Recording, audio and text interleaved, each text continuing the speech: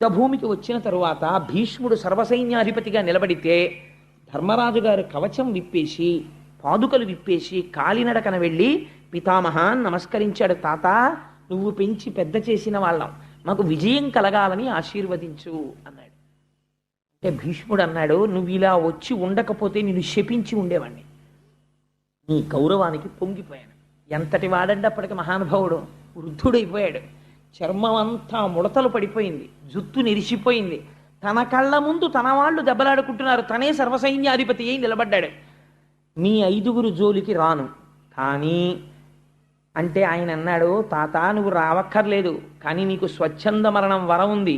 యుద్ధంలో నువ్వు ధనస్సు పట్టగా ఎవరూ కొట్టలేరు, నువ్వు యుద్ధంలో ఉంటే ఎలాగ తాత అని చేతులు నలిమాడు. ఇప్పుడు ఆ విషయం అడక్కు, కొన్నాళ్ళు పోయాక కనపడ చూద్దాం వెళ్ళాను. మా యోగక్షేమాలు మాత్రం దృష్టిలో పెట్టుకో తాత అని